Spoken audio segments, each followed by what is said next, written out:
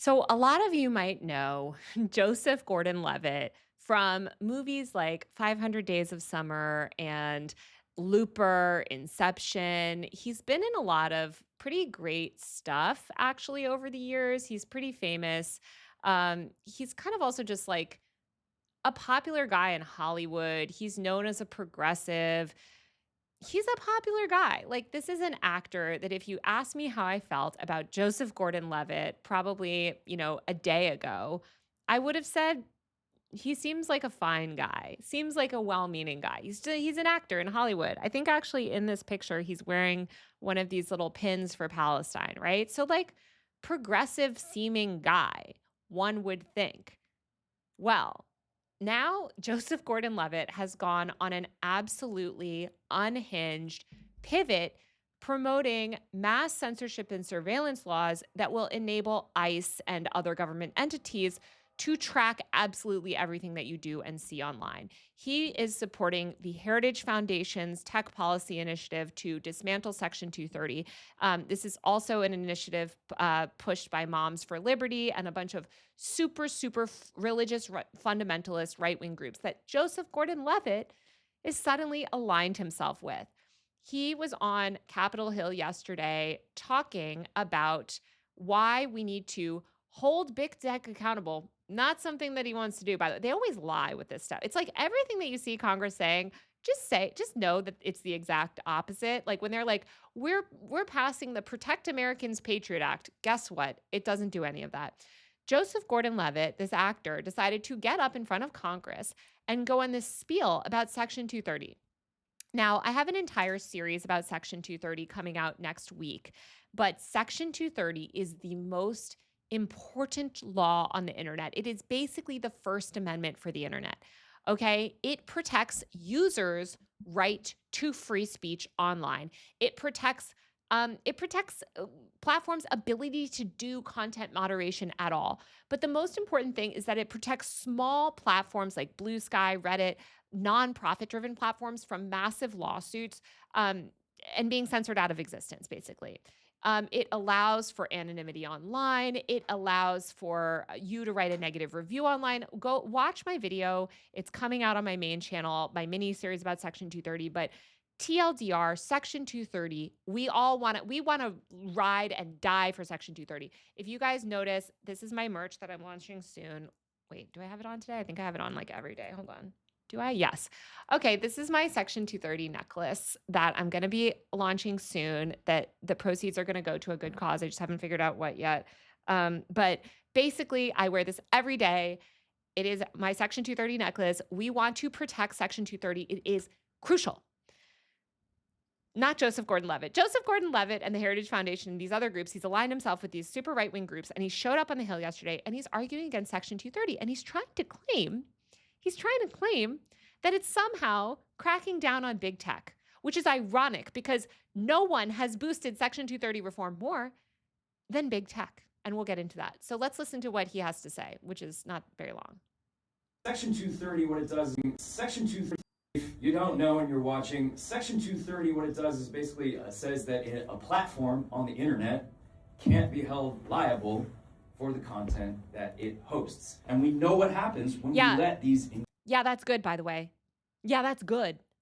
We don't want the platforms on the internet held liable for what we post. We want the people that post stuff to be held liable for what they post. Hello, if you make the platform liable for everything somebody posts, guess what? We don't have encryption anymore. Guess what? If you post a message on Signal or you post a message to your group chat, suddenly that platform is now legally liable for everything that you say. Suddenly they have to pre-screen every single thing that you post in your group chat or on your message board or on social media. They have to pre-screen it to make sure that they're not legally liable. So they're going to pre-screen absolutely everything you say with AI, by the way, to ensure that it basically doesn't offend the government or couldn't be offensive or critical of somebody in power, and that content is going to be pre-screened. And by the way, we can't have encryption. We can't have encryption anymore because, again, these platforms are going to suddenly be legally liable. He's framing, oh my God, I'm going to lose my mind. He's framing this as a good thing. I'm like literally gonna jump out of him. I'm gonna lose my mind. Anyway, let's listen to him again. Okay. That a platform on the internet can't be held liable for the content that it hosts. And we know what happens when we let these engagement optimization algorithms be the lens that we see the world through. We get a mental health crisis. Okay, first of all, we don't get a mental health crisis. Once again, he's promoting the Jonathan Haidt nonsense BS. We know that actually the causes of youth mental health are much more tied to economic conditions and all of this other stuff that, we're not doing anything to fix: gun control, rampant COVID infections, et cetera, et cetera, et cetera. There are so many things causing mental health issues in America, not just in young people, by the way, but Americans. The fact that we're living under this late capitalist hellscape. And then what the heck is he talking about with algorithms? Like, okay, yeah, they're predatory algorithms. Guess why these social media companies can target you with predatory algorithms? Because they're harvesting massive amounts of data. They're harvesting massive amounts of data. And by the way, what's going to help them harvest even more data? The same surveillance laws that you're pushing. What? Like, what is he even? This man is the most uneducated. Like, what is he even talking about? Okay, let's let him continue.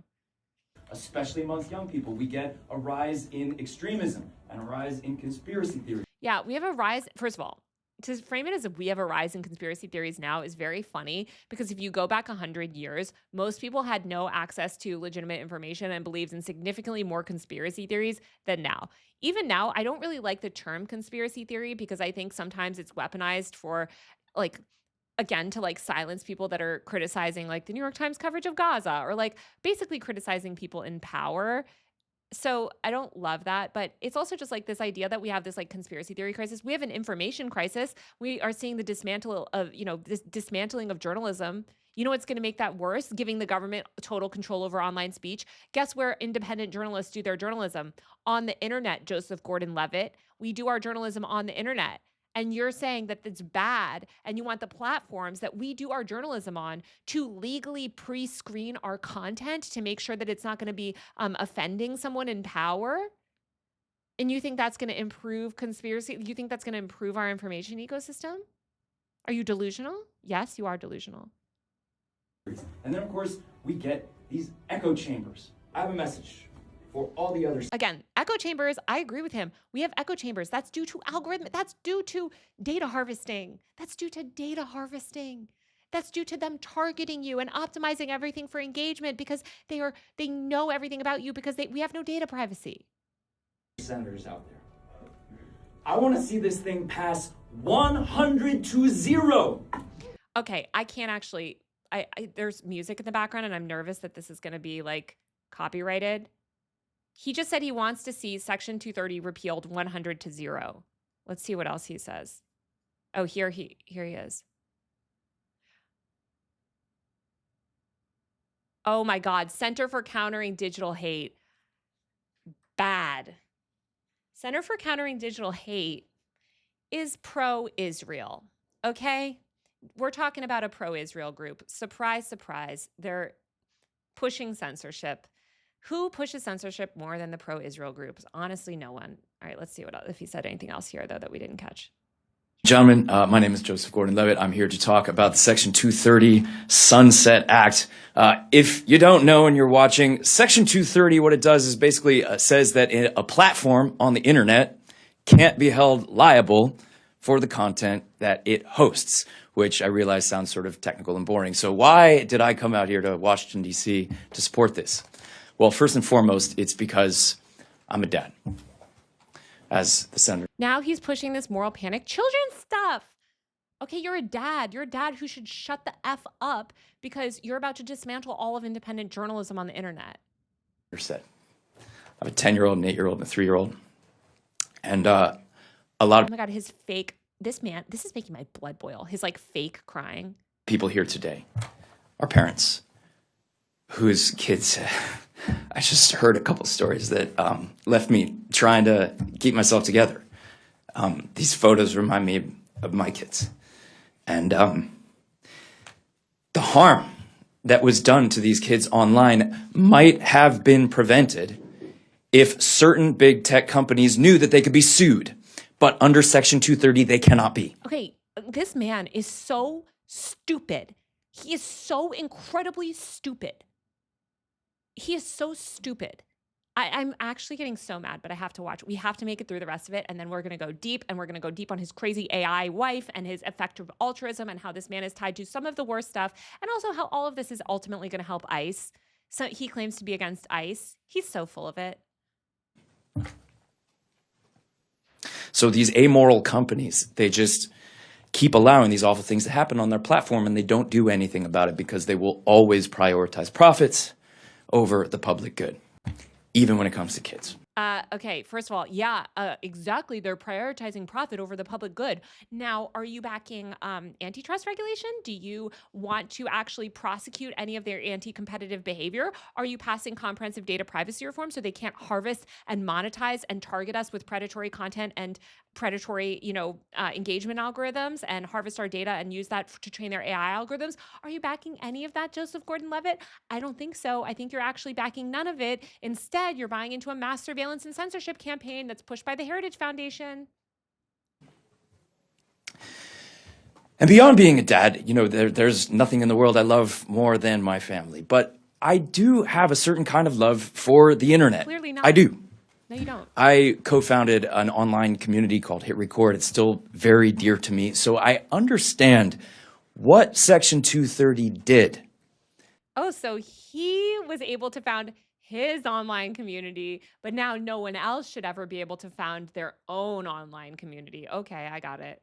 To bring about the birth of the internet. That was 30 years ago.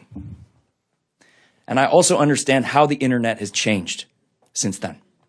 Because back then, message boards and other websites with user-generated content, they really were more like telephone carriers. They were neutral platforms. No, they weren't. What are you talking about? This man needs to go back and learn about CompuServe and Prodigy, which I get into in my video that comes out, that's on my main channel in my Section 230 series. Everybody go watch it. It's not out yet. It'll be out, but by the time I post this clip on my other channel, it'll be out. This idea that these were neutral, no, they weren't. That was the whole thing. Prodigy, which was the original, so in the early 90s, just super quick, Section 230 history, the reason that we have Section 230, which passed in 1996, is because of these two lawsuits. Basically, internet service providers in the early 90s, they were just getting people on the internet. So from 1990 to 1995, it was like 14% of Americans got on the internet, and they got on through internet service providers, primarily CompuServe and Prodigy. CompuServe, basically, and so when you got onto CompuServe and Prodigy, they had their own little, let me see if I can show you guys. They had their own little, their own little AOL style, they had their own little AOL style hubs. I'm trying to see if I can, oh yeah, here. Okay. So this is what it looked like. I was a baby because I'm a millennial. I'm old, but I'm not this old. I certainly was not on the computer in 1991, but this is what it looked like. So when you logged onto CompuServe, you would go into these little, this is what it was like when you went online. There was no Google, there was no search engine, that didn't exist. Searching the web didn't even exist yet. So when you logged on, you would go into these little forums and communities. And CompuServe was one of them, and Prodigy was the other. And both of these, now, neither of these were content things. And by the way, both of these paved the way for AOL. AOL was like a ripoff of both of these, but AOL went mass market primarily because they launched AIM. Now, when did they launch AIM? 1997, 1 year after Section 230 passed. AIM would never have existed without Section 230, because without Section 230, they would be liable for every single IM that somebody sent. I'm shouting. I'm going to get kicked out of my office because I am shouting. I need to relax. Now I have energy again because I'm so angry. But of course, Joseph Gordon-Levitt doesn't know any of this. I'm a tech reporter, so obviously I know everything about this because this is my job. But it just drives me crazy that these people are so ignorant. But so let's just go back for just some I just want you guys to understand the most basics of Section 230, because he's already spouting lies, complete lies. So okay, so CompuServe. This was a CompuServe's. Let me just see if let me just see if I can show you Prodigy. So Prodigy was a knockoff of CompuServe, basically. It was almost the same thing, but you would log on. You would log on to family-friendly stuff. Okay. Oh, here. Yay. Okay, look, we have something that's maybe good on this. how one law built and broke the internet. Well, it didn't break the internet, it built the internet, but okay. Um, basically, here's Prodigy. So CompuServe didn't moderate anything. They were like, the concept of moderation didn't even exist. So you could post anything. You could post like illegal content on CompuServe, whatever. Only tens of thousands of people were using the internet in America. So like they weren't really posting it. But one guy did post something defamatory and CompuServe got sued. And that lawsuit, along with this Prodigy lawsuit, set the stage for Section 230. But basically, CompuServe was not moderating anything. Prodigy was like, oh, we're a knockoff of CompuServe, but we're family friendly. We're family friendly. So we're going to delete CSAM. We're going to delete blatant scams. We're going to delete illegal content about children, like that type of stuff, right? We're going to delete like the bad stuff. So this is going to be family friendly. And like and AOL ultimately also did this too, right? Like, it was like, you can let your kids on here, basically. You can let people on here and you're not going to be hit with like gore or like horrible content because we're policing it. Somebody sues Prodigy because so basically there was a lawsuit against Prodigy. And the court ruled that because Prodigy had censored some content, they were legally responsible for all content on the platform, all content on all their forums, on all their everything. Obviously, this was crazy. They were treating it like a newspaper. That's kind of what they really thought, that like internet service providers like Comcast, Time Warner, et cetera, they thought they were like newspapers because like people were getting information on the internet. So basically, these two laws together were in conflict with each other, and also created this perverse incentive system where basically like nobody wanted to moderate content at all, because if you moderate content at all, you're legally liable for every single piece of content on your website. So it's better to just have the CompuServe model and basically not moderate anything and let it be a free for all. And sorry if little Johnny on the internet encounters gore and scams and spam, but if they moderate anything, they're going to be legally liable. So but I just want to say, since the beginning, these platforms were like manipulated in the sense that like they were optimized for engagement, they were optimized to keep people on. The effort was to like get people to use the internet. That's been the goal since the jump with all of these platforms, all of these portals, all of this stuff. So Section 230 basically, once the CompuServe and Prodigy stuff like passed, it created this perverse incentive where basically the internet would either be a free-for-all that nobody ever moderated a single piece of content, including illegal content, or it would be moderated the way that like traditional media was, which is what a lot of people wanted. When Section 230 passed, which was part of the Communications Decency Act, it was amidst of this moral panic about kids in the internet. And they were like, kids are going online and they're learning about gay people. We need to censor the entire internet. Let me tell you what they wanted. This is so crazy. I have to like, come on. This is so crazy. People back then wanted a rating system for websites. So before Section 230 passed, they wanted this like government rating system like the movies, but for websites. So they wanted every single website in the entire World Wide Web to have a rating system where it's rated R. So I'm like shouting, rated R, rated G, and all the content on each website would be scanned and approved. And if it was too controversial, it would be removed and you couldn't access that website. It's crazy. Like, that's a terrible model. And also, it doesn't allow for user-generated content. We don't want a world where the government can censor every single piece of content. I mean, the Heritage Foundation does. Focus on the Family does. These right-wing groups do. We don't. Like, we as Americans don't. So anyway, we can get back to Joseph Gordon-Levitt, but that's just like the basic. So Section 230 was passed by Ron Wyden and Chris Cox, a Republican and Democratic senator, that came together to pass Section 230, which was just a little line. It's only 26 words long, as part of the Communications Decency Act to protect.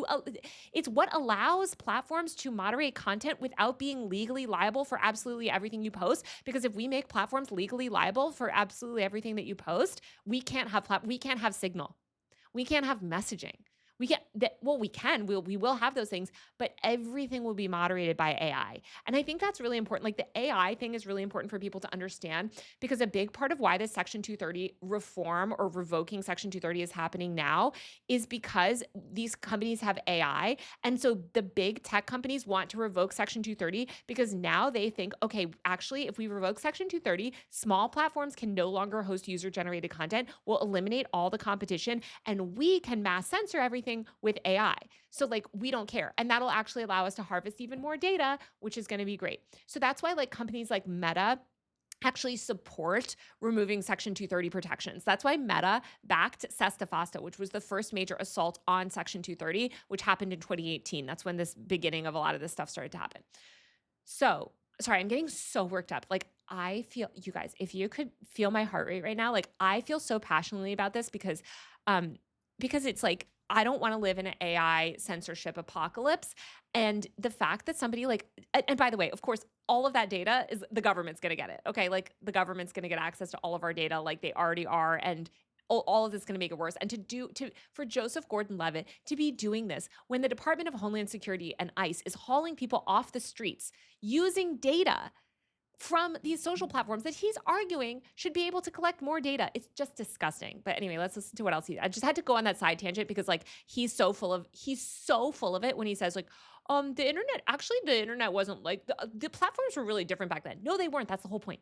That's why Section 230 exists, because of those lawsuits. Okay. But that's not how things work anymore. Today, the internet is dominated by a small handful of these gigantic businesses that are not at all neutral, but instead algorithmically amplify whatever gets the most attention and maximizes. Yeah, again, they're doing that through harvesting data. Are you out on the Hill arguing for data privacy reform? Is that why you're up there? Are you out on Capitol Hill yelling about all this stuff? Which, by the way, I agree with him on this stuff, that he's right. He's right about the problem. But is he there to argue for the fix? Is he there to argue for data privacy protections, for consumer protections on the internet? No, he's there to argue for the exact opposite. And that's what's so insidious. Ad revenue. And we know what happens when we let these engagement optimization algorithms be the lens that we see the world through. We get a mental health crisis, especially amongst young. Again, this mental health crisis nonsense. Again, I can't explain that. That's why I wanted to do the Jonathan Haidt segment first. And I really hope that you watch that and like go on my main channel and watch that whole video that I did about Jonathan Haidt and like the history of moral panics, where I go into really big detail on all of this, because like, guys, it is so that this entire thing, AI, mass surveillance, all of it is predicated on this completely bogus idea that the internet is what's driving a child mental health crisis and not our economic system, which is a huge part of what is. People, we get a rise in extremism and a rise in conspiracy theories. And then, of course, we get these echo chambers. These algorithms, they amplify the demonization of the other side so badly that we can't even have a civil conversation. It seems like we can't agree on anything. What does any of this have to do with Section 230? Nothing. Nothing. This has nothing. All this does is like trigger emotions in people. And like, frankly, he's like saying a bunch of stuff that appeals to stupid, like ignorant, it appeals to a lot of ignorant people on the left that don't know better, right? Because he's saying all this stuff that's like, yeah, it's true, it's bad. It's not related to Section 230, though. And yet, one of the only things that the American public seems to agree broadly on right now, left, right, and center, Republicans, Democrats, independents, we all agree that we don't trust these big tech businesses and we don't like the influence they're having on our lives and the lives of our kids. This is what's so insidious, is that like they are co-opting the very real frustration that people feel with these massive tech companies. They are co-opting that to push mass surveillance laws. They are co-opting that to push censorship laws. They are redirecting this like energy that people have for good, smart regulation, and they're redirecting it into the Heritage Foundation's Tech Policy Project 2025 agenda. That's what's so insidious. They are taking the very real anger that people feel and they're redirecting it to reactionary, right-wing, dangerous policies. As somebody in the chat said, yes, it's economic and material conditions that are leading to kids' mental health issues. And by the way, adults' mental health. Like, I hate that idea. It's like, you guys, kids don't turn 18 and they suddenly get happy. Adults are also dealing with all this.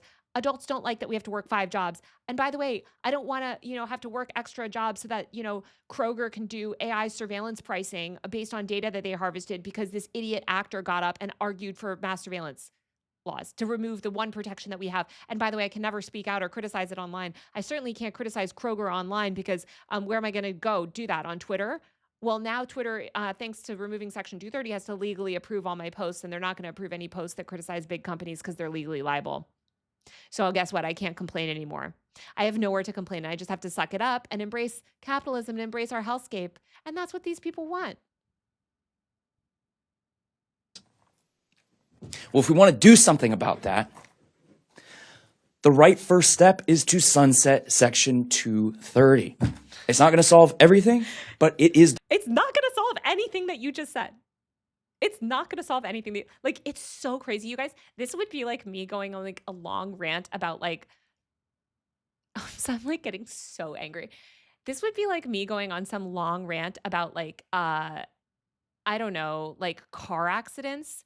And I'm like, car accidents, like there's rising car accidents. Like, why are there so many car accidents these days? Like, people are dying, like even children are dying. Like, there's car accidents all over.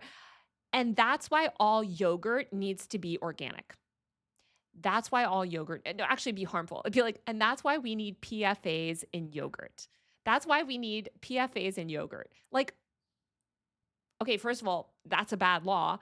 And second, or like that's like actually harmful what you're advocating for. And also, that's not even like related to it. Or it's like that would not even be that like PFAs in yogurt like wouldn't even be like, it would be like, and that's why Black people shouldn't be allowed to vote.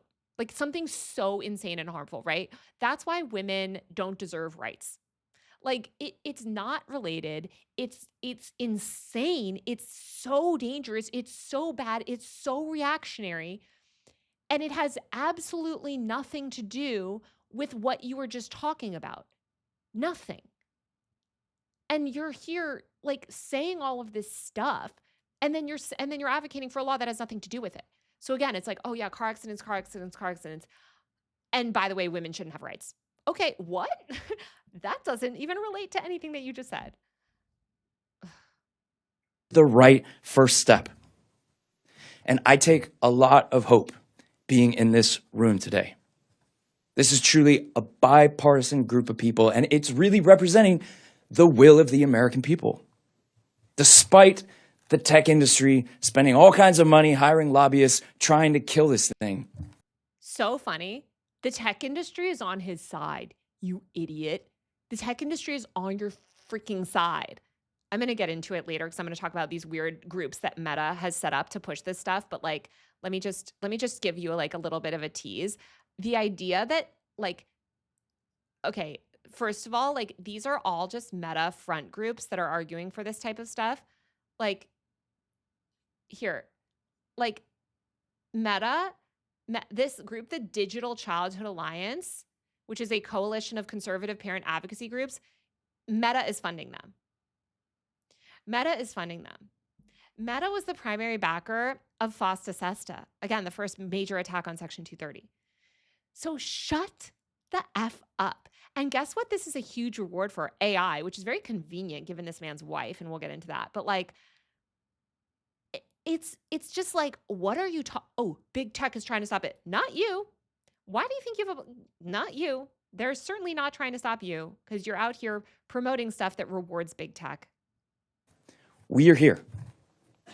So I want to thank Senator Durbin, Senator Graham for Yeah, by the way, he's boosting a bill co-sponsored by Lindsey Graham. He's boosting a bill co-sponsored by Lindsey Graham. What have you done in life?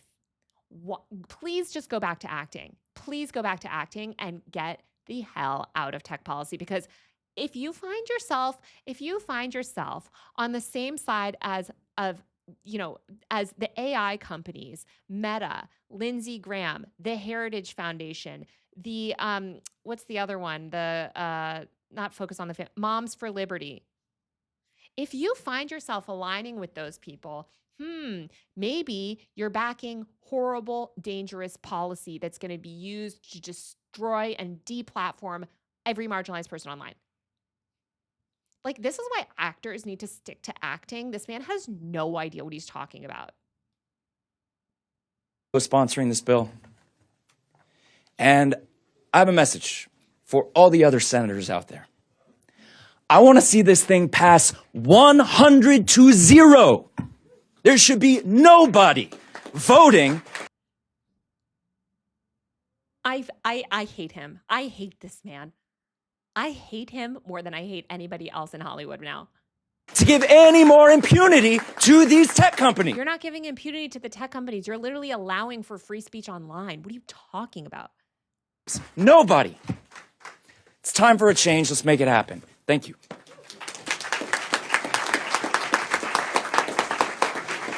Good afternoon. What? What? Surveillance? Oh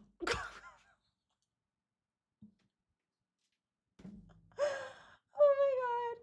You have to be joking. I feel like I'm being pranked. This is a prank. This is a prank. Surveillance advertising is an unnecessary evil? I can't say what I want to say. Are you crazy? You are boosting mass surveillance. Oh my God. I have to laugh. Like, I have to laugh. Why is that his bio? This is crazy. This is crazy. This is crazy. How much money do you think he's getting, by the way? He's probably getting so much money. And also, like, look at this corny crap that he's posting. Oh my God. ICE is not law enforcement. ICE is not law enforcement. Okay, well then why are you are literally, I mean, we'll get into the ICE stuff in a minute, but look at this is just a narcissistic, oh my God. This is just like narcissistic. What are you looking for changes to? Oh, great. He went on CNN as well. Great. And of course, yeah, again, Israel's other major defender, Jake Tapper, Israel's biggest defender on CNN. How convenient. So interesting that these Israel groups are playing a role. So interesting that these Israel-affiliated nonprofits and like the biggest Israel boosters on CNN are so eager to remove all free speech from the internet. I wonder why. Let's see what he had to say on this. By the way, he keeps talking about like mental health crisis and extremism. None of that has to do with Section 230. I mean, because it doesn't sound like you're talking about censorship per se. Are you what? Yeah, it does sound like he's talking about censorship. talking about tweaking the algorithm so it's not just forcing rage bait into my feed? Well, so much of these terrible outcomes that we see are from these attention maximizing algorithms. This man is like deeply confused. Section 230 has nothing to do with algorithms. It has nothing. Section 230 says that you, the speaker of whatever you say, are the one that should be held legally responsible. So Section 230, it basically treats the internet like a bookstore or a library, which is how it is. I mean, ultimately, the internet is the biggest library of information, right? So in a library, if you go into a library is not legally responsible for every single word of every single book that they carry. Same thing with bookstores, right? Somebody could sue, a book author for defamation, like say, oh, this book is defamatory about me or whatever. And a bookstore can still carry that book. They're not legally liable for every single word of every single book in their bookstore. If they were legally liable for every single word of every book, they would only be able to carry books that they personally legally reviewed. It would destroy libraries and bookstores, which by the way is what the same people that he's aligning himself with want. But that's so Section 230 ensures that the internet is treated basically as a bookstore instead of as a newspaper. Whereas if it was regulated, if you remove Section 230 and the internet is treated as a newspaper, then every single piece of content sent through the internet, sent through internet service providers, sent on any messaging platform, et cetera, must meet that platform is legally legally responsible for that content. So they're going to use AI to surveil absolutely everything. That's why, again, the biggest tech companies actually support revoking 230 because they don't need free speech to prosper. they can mass censor everything on their platform with AI, delete all the content that's harmful. I mean, this is honestly how it is in China, but China doesn't use it in the same, like we are actually trying to use it in a more authoritarian way than China. But what is he talking with the algorithm? Like Section 230 has nothing to do with algorithms. It's not related to like what is he even talking about? If you want less predatory algorithms, you would pass data privacy to ensure that my data can't be used to feed me engage like content that is like hyper tailored to me. And you'd pass like transparency and like consumer protection things. You'd pass also like most of all you'd pursue antitrust cases against big tech, and you would sue them for anti-competitive behavior so that we have more competition and that we don't just have to rely on Meta and Google for everything. Like, what? Whether it's like a mental health crisis, especially amongst young people, Sure, yeah. rise in extremism and conspiracy. He's just promoting Jonathan Haidt, again, the Heritage Foundation. He is promoting Heritage Foundation talking points under a liberal banner. Conspiracy theories, these echo chambers that make it so we can't even have civil conversations with each other anymore. Yeah, but Section 230 protects these companies from getting sued when all these harms come to pass. No, it doesn't. What are you talking about? No, it doesn't. Section 230 protects the speaker. It protects the speaker of the content. Like, is he just stupid? Like, has he ever read Section 230? It's very short. It's very short. It's actually quite easy to read. It's very short. The major premise of the law is only 26 words long. Like, he seems to be ascribing all of this thing. Like, I just want to show you there's a great book. This is so Section 230 is known as the 26 words that created the internet, and it's about, and basically these 26 words ensure, again, it gave rise to AOL Instant Messenger. It gives rise to forums, to Alcoholics Anonymous being able to operate online. Like, you do not want to make platforms legally responsible for the speech that happens. You want the people that are doing the speech legally responsible. If Alex Jones goes and says a bunch of harmful stuff, we want the ability to sue him out of existence. What? Like, I'm like, this man, what is he talking about? And by the way, a lot of the harms, who suffers them the worst? It's our kids. What are you looking for change? It's all again, this just goes back to like what I was saying previously about Jonathan Haidt and all these reactionary, like the Digital Childhood Alliance, which again, Meta front group. Okay, this is a front group for Meta. It is a coalition of conservative parent advocacy orgs. Please, like, and this is a man that is so narcissistic. I'm sorry to say it, but like, then he has this in his bio. Like, make it make sense. Make it make sense. I mean, this is a huge PR. He's using bad tech. Oh, I got to speak at the United Nations. Great. It sounds like you'll show up anywhere to talk about stuff that you do not know anything about. Parents need to, okay. It's like he claims to be anti-AI, but it's like if you're anti-AI and anti-surveillance advertising, then why are you advocating for the biggest reward? Like, why are you advocating for mass AI censorship? I genuinely think that he just doesn't know what he's talking about, and he's an actor, and actors love being in front of the camera, and I guess he just loves being in front of the camera, and he's willing to read, Lindsey Graham's talking points. Like, so he's out being like, yeah, guys, shut down ICE. Anyway, I'm here with Lindsey Graham and a bunch of conservative groups and pro-Israel groups to talk about why we need to remove the most basic protection of free speech on the internet. Like, oh my God, somebody said notice the selfies. I'm just saying, okay, maybe I'm wrong. Maybe selfies are correlated with narcissism. No, but seriously, like, what is he doing? Like, literally. And maybe, you know what? So I think I know what he's doing, because I want to get into his wife's stuff, and I don't want to like pull in people's like personal lives too much, because I really do believe that like I mean, I know a lot of people, especially people in DC, that are so like brain poison, where like there are people in DC that are like hardcore conservatives married to liberals, and like liberals married to, and like a lot of politics can be this like mental game for people like that are super into academia and DC. And like, all I'm saying is like, sometimes people are married to people that are like radically different than them, or that have very different ideologies. Personally, I don't understand it. I can't imagine even dating somebody that had like the complete opposite beliefs of me. Like, I'd be like, we're probably not compatible, but sometimes people are. So I'm not trying to hold everyone responsible for like their spouse's political beliefs, but there are some like red flags, and I think his whole history as an effective altruist, which is that test creole ideology that like Sam Altman, Sam Bankman-Fried, and all these people ascribe to, like actually reveals a lot. But the fact that he's trying to position himself as this like anti-tech warrior is just like, it's insane to me. So let's get into some other stuff. So first of all, I think it's so interesting that who was he with on the Hill? So we said, he's with that pro-Israel group, but he's also with a bunch of these anti-trafficking groups that are boosting him.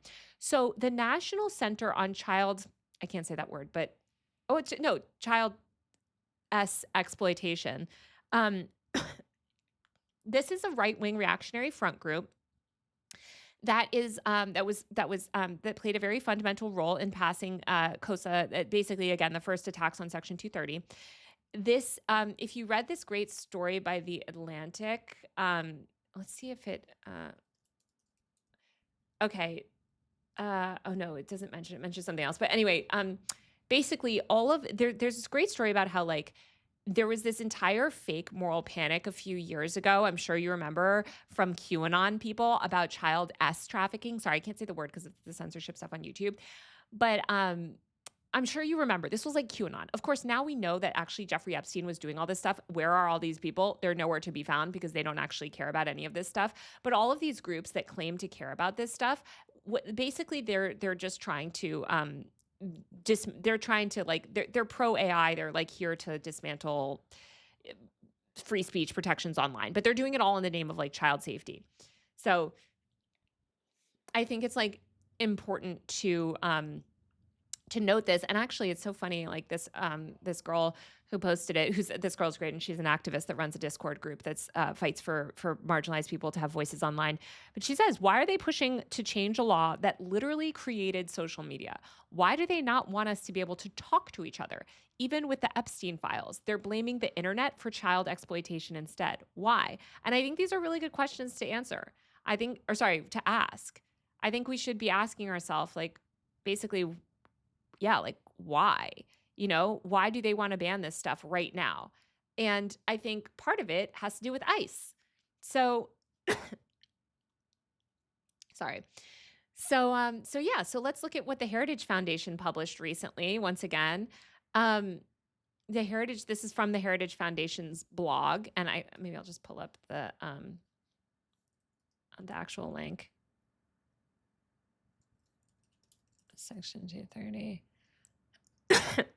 Sorry, I really worked myself up. I'm so mad about it. Okay, so the Heritage Foundation wants to dismantle Section 230. Okay, so they say a measure that would protect kids and stop censoring conservatives. Once again, so glad that Joseph Gordon-Levitt. It's amazing that Joseph Gordon-Levitt is out here capping for the Heritage Foundation's tech policy agenda. Isn't that incredible? I'm here with Lindsey Graham to talk about his great law. And by the way, the Heritage Foundation and the Digital Childhood Alliance and all these people are with me. And by the way, I am against ICE and I'm against surveillance advertising. What are you? You're on the wrong side, my friend. So anyway, but what was I saying? Oh yeah. So the Heritage Foundation has been going really hard against Section 230. And I think that is very interesting because they don't want to protect kids. And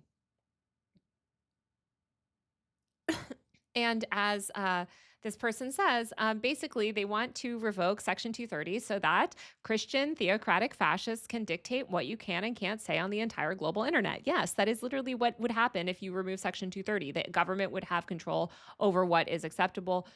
All these platforms would be legally liable for everything that everybody said online, and it would be very bad.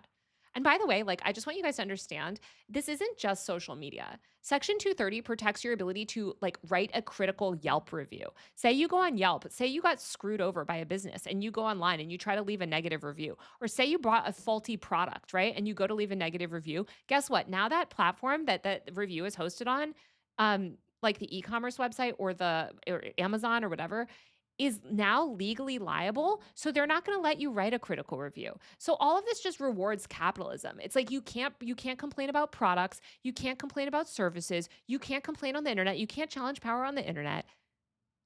And that's what repealing Section 230 does. Like that's what all of this is about. It's just rewarding capitalism. Like this is not going to create a better world. So anyway, so Joseph Gordon-Levitt, this is what he's out pushing. Joseph Gordon-Levitt, the Heritage Foundation's biggest, tech policy booster, is here to tell us all about how bad this is. So I want to get into the ICE connection though, because I think that is important.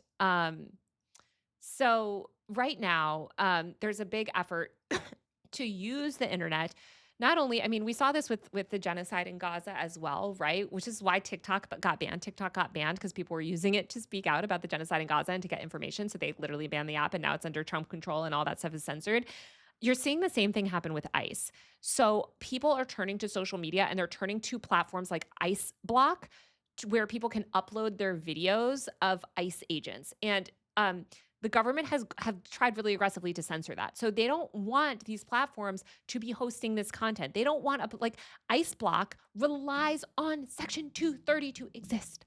All of these ICE watch lists, ICE everything, they rely on Section 230 to exist. They could not host that content that is critical of ICE or that shows ICE in a bad light, because if Section 230 didn't exist, they would be legally liable for that content. That's why we don't want the platforms held responsible. We want the people that post things held responsible. So anyway, so this is why, like, if you're like, well, why are they trying to repeal Section 230 now? Part of it is because of AI, because big tech actually wants to repeal Section 230 because they don't mind censoring all the content on their platforms through AI. They have monopoly power, and only they have the ability to mass basically like pre-censor content with AI because they have these AI systems. But like small addiction forums won't. Small nonprofit social media platforms don't have that ability. So like part of it is a huge gift to the AI industry. The other side of this is that it is because of ICE. It is because how people are using the internet right now to speak out against fascism and to document the atrocities, that ICE is committing. That is what all of this is also about. So, somebody's saying the free internet has allowed us to expose and spread ICE's lies and to make a fuss about the Epstein files and has benefited people, including children. And this person, this activist, this girl is saying, like, that's why there's this big push to gut Section 230. Because without Section 230, ICE Block would not exist. These ICE watch lists could not exist. And so Joseph Gordon-Levitt to say, where is he? I put his thing, but so for him to come on, right? And it's going to start playing. I'm going to get triggered. But like for him to have the gall to did he like remove a post or something?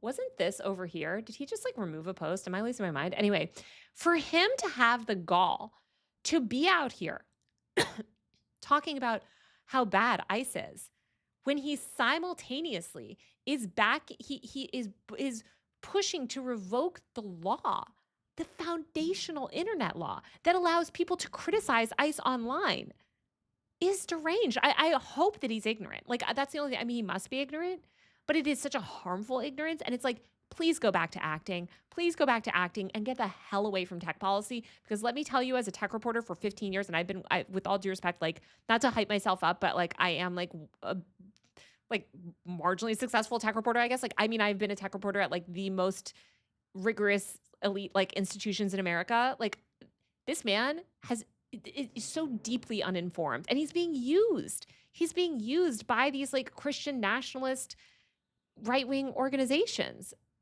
And that's what's so, it's just so appalling.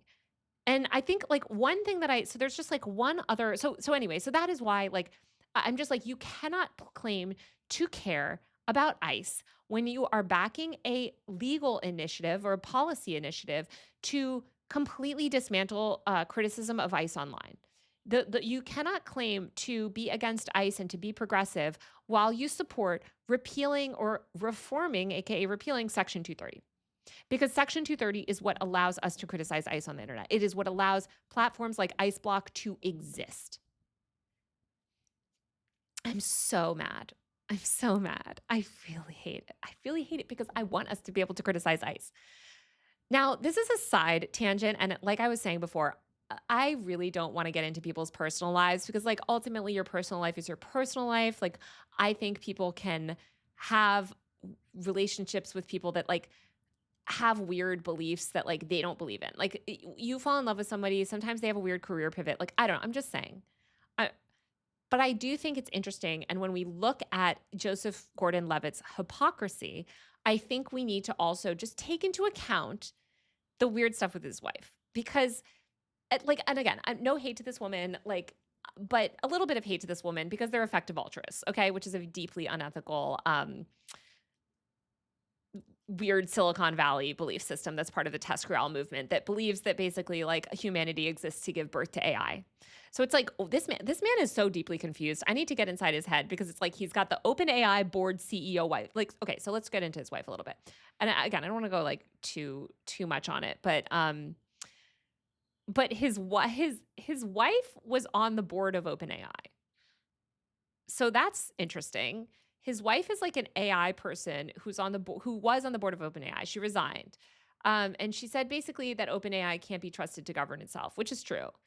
But it's also really weird because she's got ties to all these like AI, like singularity, like TESCRAL stuff. So like, let me give you an example. As I posted about in my previous video on the TESCRAL movement, I would encourage you guys to go watch it. Let me just pull it up right now. So I talked about this in my other video, which is, hold on. This video that I made, tech billionaires want us dead.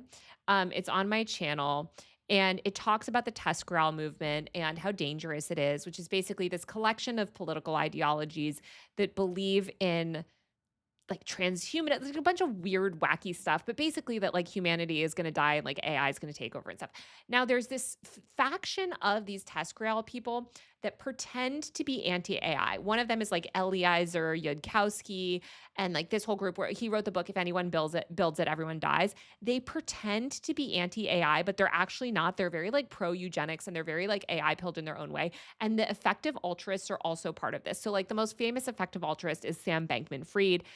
Effective altruism is this very convenient ideology that Silicon Valley loves because it says, like, essentially, it doesn't matter how much harm you do currently, like, while you're alive.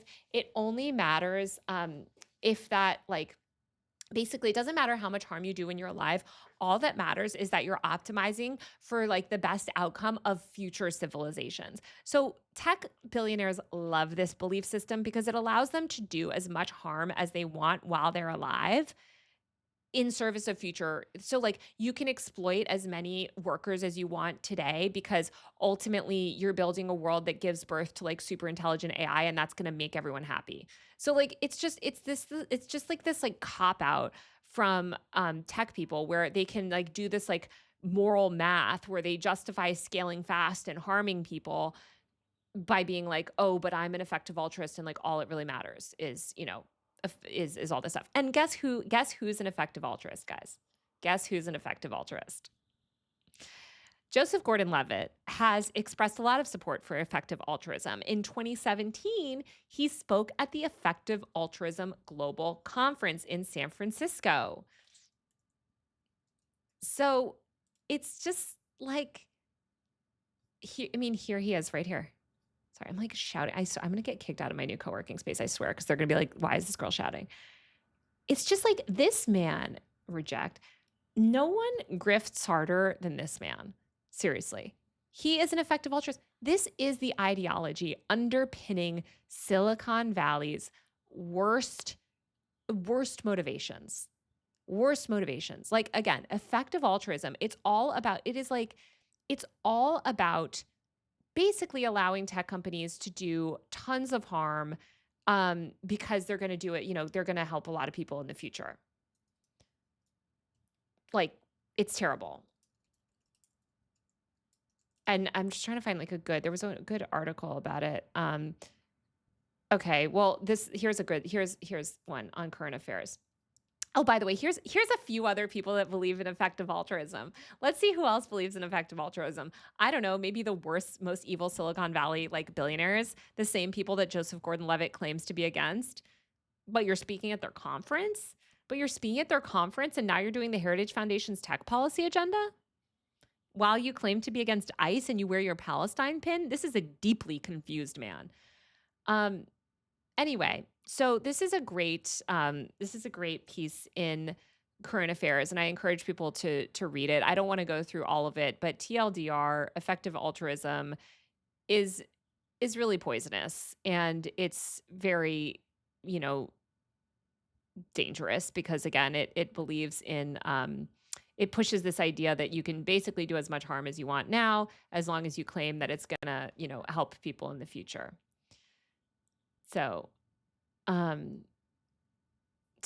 this goes on to talk about it, and I just don't want to get too deep into it, other than to note that Joseph Gordon-Levitt himself is an effective altruist. So let's get back to and so is his wife. So his wife is also an effective altruist, and his wife, actually, she was cited by the founder of Effective Altruism, which is interesting. And they've been in communication with each other. Her name is constantly mentioned on these Effective Altruism forums. And basically, I just think it's very weird that she is part of this movement, as is Joseph Gordon-Levitt, that is deeply tied to Silicon Valley and the worst aspects of Silicon Valley.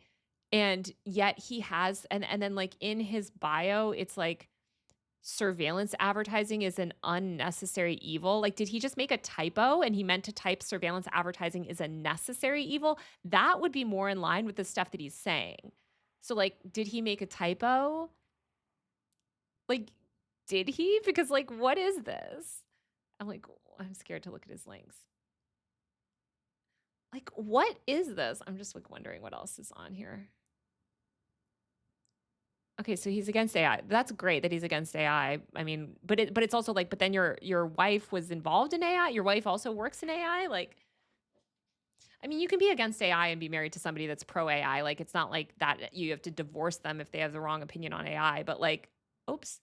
But it's just, I'm just very confused. Oh, I see. I'm on the Reels tab and not the other tab. I was on the other tab, which had pictures. I'm just this man is crazy. Hold big tech accountable. You first. You're speaking at the Effective Altruism conference with the worst people in tech. I just genuinely, and now he's, and then the anti-ICE, it's what are you doing? You are so confused. You are so confused. It's really weird. The whole thing is really weird. And I just don't understand it. And it's why are you affiliated with these weird movements? Another one, this is a great story on the Digital Childhood Alliance that I brought up before, which is also that Moms for Liberty, I don't want to accept cookies. Sorry, I'm annoying. I just have to turn the cookies down. So this is actually a good article about the weird App Store Accountability Act and basically how Meta is pushing, they actually push a lot of stuff. So the organization claiming to represent concerned parents is quietly funded by Meta, the parent company of Facebook and Instagram. The same companies, blah blah blah. So it's just talking about how their internal research shows that it's bad. So it's just this is crazy. Oh, this is Tech Oversight Project. It's just this is so crazy. Basically, these front groups for Meta are advocating for this stuff, and Moms for Liberty is pushing this stuff. Here, this is what they say. This is Meta's brilliant strategy. weaponize parental anxiety to wage regulatory war against competitors while preserving their ability to serve algorithmic content to minors. Fun fact, they spent $24 million in 2024 lobbying alone. I need everyone to wake up, and like I need Joseph Gordon-Levitt to wake up more than anyone else, because it's like you are not like you are aligning yourself with these fake groups. And like this is what you need to understand as well. Like here I'm going to pull up Digital Childhood Alliance. Like these groups are very good at seeming like they're progressive. You know, fighting for better online safety for children. Well, you're partnered with religious right fundamentalists. And these people just exist mostly to push the App Store Accountability Act. But they hate, trust me, they hate Section 230. They want Section 230 gone. It's all part of the same. It's all part of the same nonsense. And he's pushing it. Anyway, I feel like I ranted for a long time. And I don't even know. I think it's only been like 20 minutes. But like I feel like I went on a roller coaster. It drives me crazy. But if you guys have any questions, let me know. Otherwise, I can like get onto other stuff. It's just like, I just think that like to claim that you are against ICE and to claim that you're against surveillance advertising while showing up to Congress to boost Lindsey Graham and the Heritage Foundation and these pro-Israel groups' efforts to dismantle like the single protection that allows us to criticize ICE online and allows these like ICE databases to exist is delusion. And then you got the AI wife. And by the way, you're an effective altruist. Like I genuinely am like, maybe this man just needs like therapy because he's lost. Or maybe it's just all about like getting selfies. Not now we're back to the selfies, but it's like, what is it? Is it so that you can go like post a picture like this? Because this doesn't make sense with this. This doesn't make sense with this. That's what's getting me here. Like, that's what's getting me. Because why are you pushing the Heritage Foundation nonsense? Just go through and close. Like, why are you pushing Moms for Liberty? Like, does anyone have questions? Sorry, I really did rant, but like, it's just crazy. And like, maybe let me also just like show you guys, by the way. So like Fosta Sesta, Fosta Sesta, just a little bit more internet history. And I want you to watch my video on my main channel. Again, I can just keep plugging my Section 230 series, which like I spend so much time on. And I'll tell you something else about the Section 230 series. Well, I'll tell you it in a minute. So Fosta Sesta was this horrible, horrible, horrible law that passed in 2018. And it was the first major legal attack against Section 230 since the techlash started. And it was effective. You want to know why it was effective? Because of Meta. Okay? Because of Meta. They pushed it so hard. So Facebook vocally supported the bill. Sheryl Sandberg spoke out in favor of the bill, completely misrepresenting what the bill actually did, of course. And yeah, this new article from BuzzFeed. And Facebook was violating the law it supported, of course. Basically, yeah.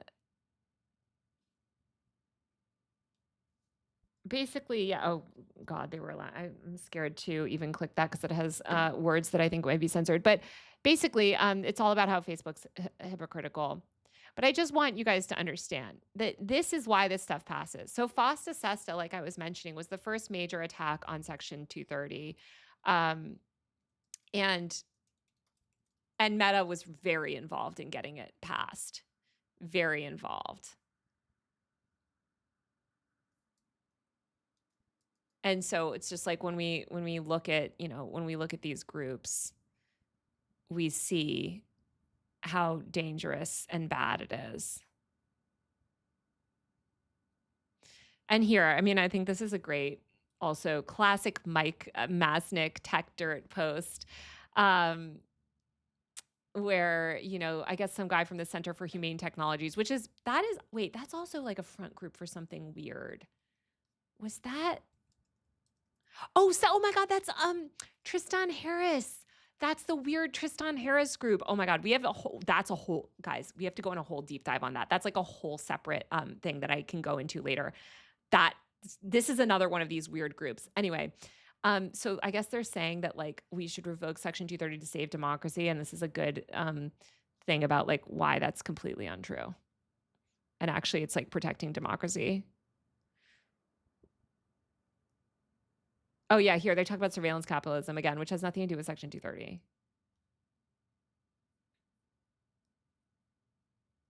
I don't get it. I really don't. Does anyone have questions? Oh yeah, I was just going to tell you one other quick thing about Section 230.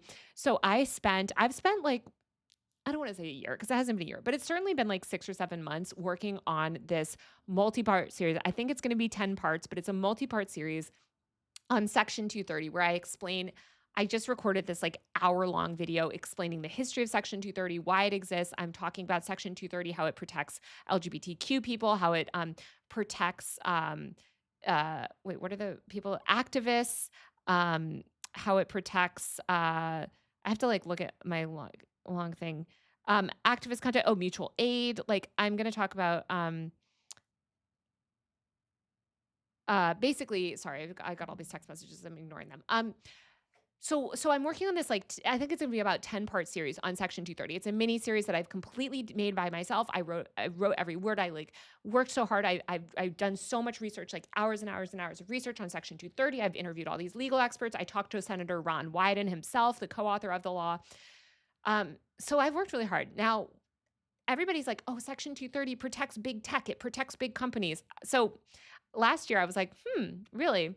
Section 230 protects big tech and it exists to protect big companies. I wonder if any of them will sponsor this series that is extolling the virtues of Section 230. I wonder if I could find any of these nonprofit groups that claim, to want to help make a better internet, blah, blah, blah. Maybe they would sponsor this series. No, of course not. None of them would sponsor the series. In fact, I couldn't find a single advertiser for the series. No one would advertise on the series fighting to protect Section 230. Why? Because they don't want to be affiliated with it. They don't want to advocate for Section 230. They don't care about Section 230. They don't care. In fact, they want Section 230 to be repealed so that they can use AI to pre-screen and censor absolutely every piece of content on every single website and be allowed to harvest more data for their AI systems. So I just think it's ironic.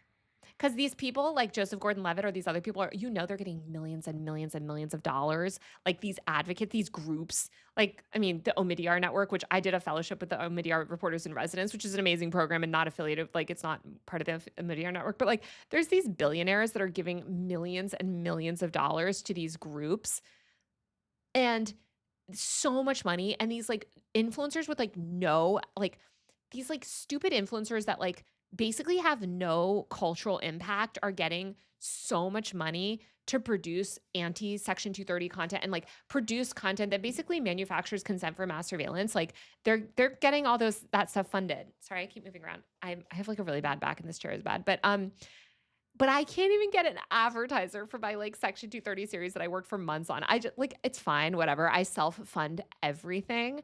I just think it's so revealing because it's like, you guys claim that like advocating for Section 230 is somehow like really helpful to like companies and big tech and stuff, but they don't even care. But like, again, it's just all so ridiculous. Okay, I'm going to ask again. Does anyone have any questions? I don't even know if people are here, if people are paying attention. Someone's posting Jesus. Okay, so maybe people don't. Are you guys even paying attention? Does anyone care? Am I shouting to the void? I don't know. I don't know if I'm making sense. Imagine how much housing these actors could be funding with this money. I know.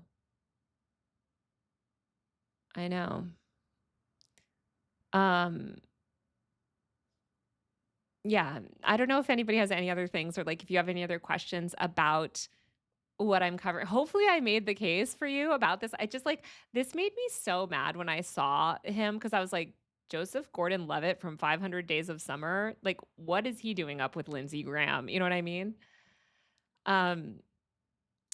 somebody asked, what is key moments in my life that got me to be a free speech advocate? I mean, so many things. Number one, the war in Iraq, because I'm a millennial and I'm old. And I was young when September 11th happened. I was a kid. And I saw the way that people, sorry, I'm like so shiny because I've been like yelling.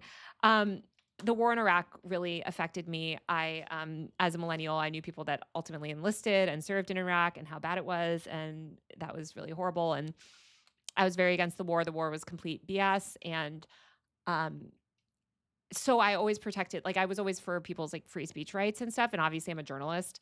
So you can't be in journalism unless you are a staunch supporter of free speech. But then I just started to see censorship. I experienced censorship online. I lost multiple accounts. Like I had my Instagram account censored for talking about, saying the wrong word. I think having to create content online on social media really showed me how much censorship we already experience because I can't say certain words on this broadcast. I can't talk about certain topics. If you go look at my live stream channel, look at all the videos and then look at the view counts and look at the view counts on the first video that I ever posted. And notice what that video is about. And then notice what the other videos are about. But notice what that first video that I ever posted was about. And look at the disparity in view counts. And you'll see that like there's just a ton of censorship that takes place, and that's why I want more transparency. That's why I want a distributed model of the internet. I don't like that these corporations control the internet. I want more free expressions that we can collectively challenge power. Because the reality is, ICE isn't popular. The reality is that we have the numbers. We have the public support for our policies, which are not policies of oppression and fascism. But we can't amass power online as long as we're reliant on these predatory platforms. And these predatory platforms are about to be emboldened if they do stuff like repeal Section 230. I don't know if that made sense, but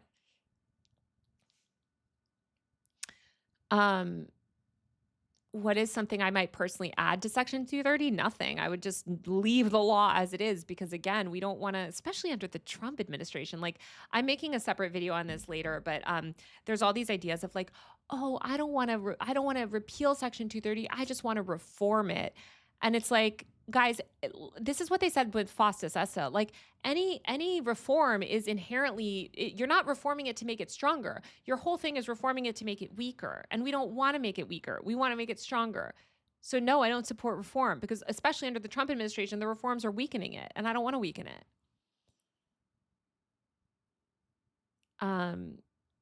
Somebody said, can I send you an email about the police facial recognition databases and police detecting cameras we built? Yeah, sure, definitely. Just send it to taylor@usermag.co. And I would love to take a look at it. That's just taylor@usermag.co. Oh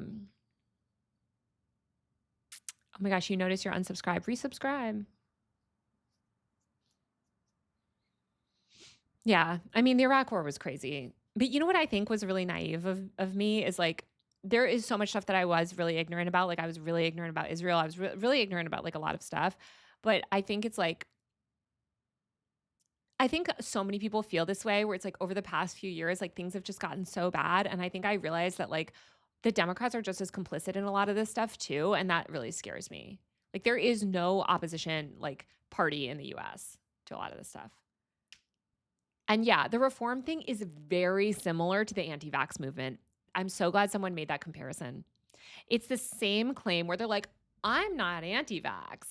I just want safety, safeguards, whatever. And it's RFK, of course, says this stuff. And it's like, oh no, you trust me, you are anti-vax and your reforms are not going to lead to more vaccinations. They're going to lead to less vaccinations. And I know people that have been vaccine injured. I know that that's a real thing that happens rarely, but like vaccines like save people's lives. Like we should be pro-vaccine. But it's like a lot. I mean, don't even get me started on the vaccine stuff too. Oh, now I said the wrong word. Now I'm gonna have to censor all these mentions of. I keep saying like bad words. Ugh, this video is gonna get no views. But yeah. Oh my gosh, thank you so much for the donation. Oh, is there anything that could be added to strengthen Section 230? No, I think it's good. I mean, I think it's like, it is as it is. It's really good. I mean, there are always these like legal cases, and we had Gonzalez v. Google, which was terrifying. That was an attempt to dismantle Section 230 that thankfully the Supreme Court actually refused to hear in 2023. But they were basically like, bring us back another case and we might hear it, which is dangerous.